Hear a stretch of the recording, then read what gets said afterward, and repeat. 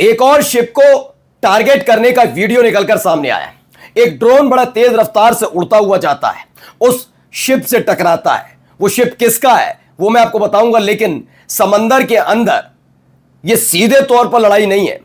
लगातार एक तुम गलती करो, हम इसके बदले में तुम्हारा युद्धपोत पर हमला करेंगे। तुम एक गलती करो, हम तुम्हारे डिस्ट्रॉयर उड़ा देंगे। फिर तुम गलती करो, हम तुम्हारा शिप उड़ा देंगे। यही चल रहा है। यानी होता नहीं है तो प्रत्यक्ष लड़ाई, लेकिन फिलहाल ये फुल फ्लेज जंग के तौर पर, वॉर के तौर पर नहीं मानी जा रही। लेकिन फिर भी अब तक अमेरिका को लगातार नुकसान हो रहा है। यही नहीं, इसके अलावा अब आज आपको खबर दिखाऊंगा कि कैसे हालात पैदा हुए, कैसे एक के बाद एक अटैक के बाद उनका कार्गो जो शिप था उसकी हालत क्या है। हिजबुल्लाह की तरफ से हो रहे अटैक में आईडीएफ को और जबरदस्त नुकसान पहुंचा है।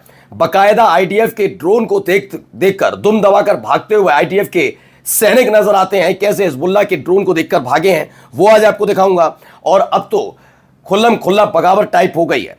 जी हां, आईडीएफ के अंदर कह दिया है कि हमने आपको 1.5 महीने पहले भी बताया था, जिस तरह से आपने मोर्चा खोल रखा है उसके वजह से हमारे सैनिकों के पर आफत तो है ही, सैनिक कम हो गए। अब कह दिया हमें चाहिए अभी 15,000 सैनिकों की तैनाती कीजिए। ये आईडीएफ की तरफ से मांग है। और अब खुद भी मानते हैं नेतन्याहू कि उनकी हरकतों की वजह से उनकी दुनिया, पूरी दुनिया इजराइल से नफरत करने लगी। नमस्कार, मैं हूं प्रज्वल गौतम और आप देख रहे हैं खबर चौक। पहले ये खबर देखिए, खबर आई क्या है, इसमें बताया गया है ये ड्रोन उड़ता हुआ गया और शिप पर अटैक। ये देखिए, तेज रफ्तार से उड़ता हुआ ड्रोन और उसने सीधा अटैक किया है। The Iranian revolutionary guard has release footage claiming the targeting of an enemy ship in the Zionist UAE. UAE को लेकर कहा जा रहा है कि यूएई का है, ये तमाम चीजें हैं, ये तमाम बातें हो रही हैं। लेकिन फिलहाल अभी जो है इसमें जो खेल बताया जा रहा है कि ईरान की तरफ से भी फिलहाल क्लियर नहीं किया गया, लेकिन इनका दावा है द ईरान फोर्स का, ईरानियन रिवोल्यूशनरी गार्ड ने ये फुटेज रिलीज की है जिसमें बताया गया है कि वो कैसे एक एक करके एनिमी शिप को टारगेट कर रहे हैं, उसको लेकर ये दावा किया जा रहा है। आगे देखिए, खबर एक और है, ये देखिए ये एक शिप, हालत क्या हुई ये देखिए, ये हमले के बाद की हालत है। ये कार्गो शिप के तौर पर माना जा रहा है जिस पर अटैक हुआ, और उसके बाद आपके सामने ये तस्वीर निकलकर सामने आई है कि इस हमले के बाद के हालात क्या बनकर निकलकर सामने आए। ये देखिए पूरी तरह से ध्वस्त कैसे हालत हो गई है इसकी, है ना। आइए एक और खबर दिखाते हैं आपको। पहले ये देखिए मरकवा टैंक से जुड़ी हुई खबर। एक तरफ तो लगातार शिप्स पर अटैक हो रहे हैं जो हम आपको दिखा रहे हैं, लेकिन हिजबुल्लाह के जो अटैक है उससे बच भी नहीं पा रहे हैं आईडीएफ के सैनिक। ये देखिए एक और मरकवा टैंक,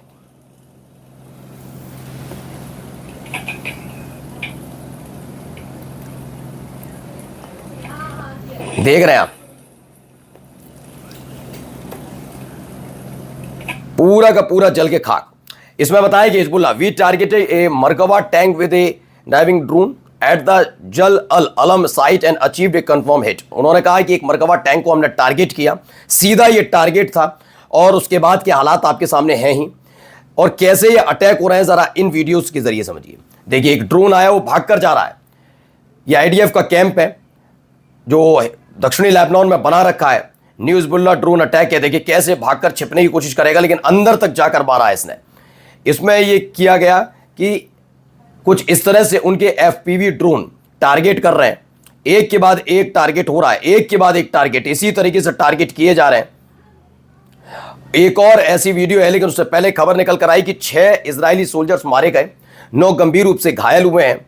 ये सब कुछ कामिकाजे ड्रोन, जिसे सुसाइड ड्रोन कहा जाता, उसकी वजह से हुआ है। दक्षिणी लेबनान में एक तरीके से आईडीएफ के सैनिकों की मौजूदगी उनके लिए काल बन चुकी है, आफत बन रही है।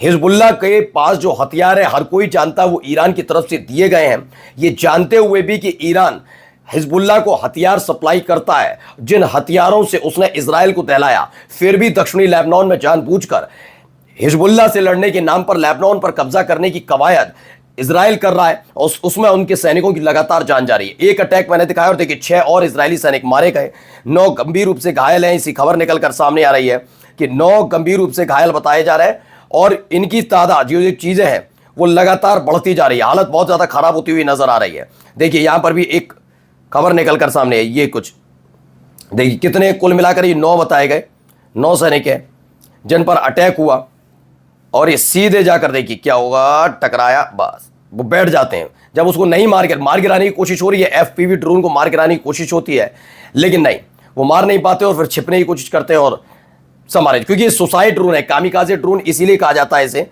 सुसाइड ड्रोन के तौर पर ये जाना जाता है। और इसने जिस तरह से अटैक किया उसके बाद कई इजरायली सैनिकों की जान चली गई, ऐसा दावा है। The drone operator decides who lives, ये कहा जा रहा है कि ड्रोन ऑपरेटर तय कर रहा है कि कौन जिएगा कौन मरेगा, टाइप ये खबर है। अब आइए, इसमें खुद इजराइल की सेना की तरफ से बताया गया, आईडीएफ के चीफ हैं, उन्होंने क्या, द आईडीएफ इज कोलैप्सिंग, कहा जा रहा है आईडीएफ बर्बाद होने की कगार पर है।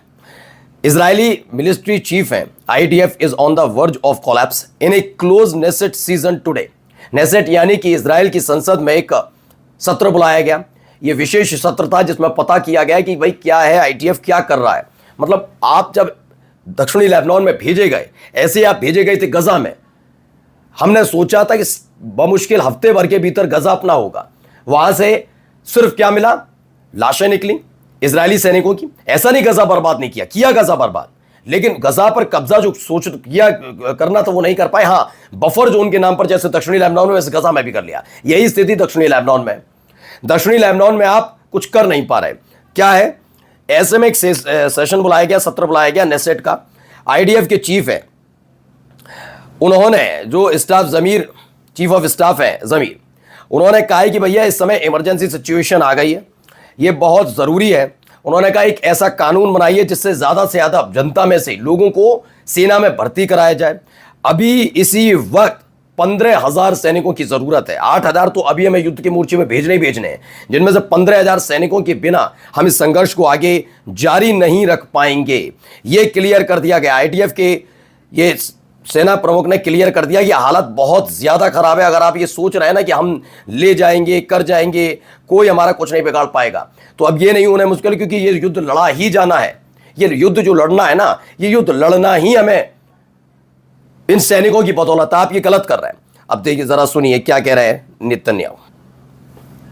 Exactly what you said, Major.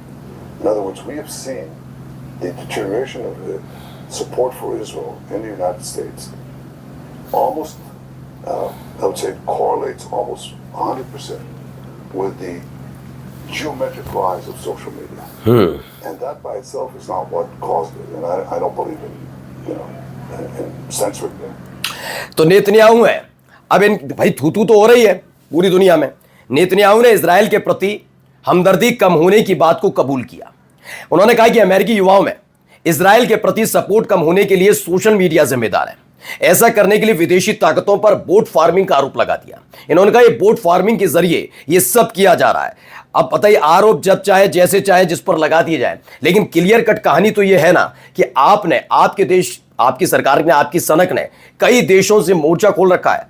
क्या जरूरत थी गजा के, आपको हमास से लड़ना था, हमास से लड़ते, लेकिन आपने हमास के नाम पर गजा पर कब्जे का प्लान बनाया। क्या जरूरत थी हिजबुल्लाह के नाम पर लेबनान पर अटैक करते रहना। सीरिया, जिसके जो राष्ट्र प्रमुख अल जुलानी बने ही अमेरिका के समर्थन थे, उस सीरिया पर अटैक करके उसकी जमीन पर कब्जा करने की कोशिश। क्या जरूरत थी ईरान पर अटैक करने की। ये सब कर रहे हो ना, तो थूथू तो होगी। नमस्कार। New public inter college Lucknow, admission open. For more information call 0522 282232 और 7755 089585।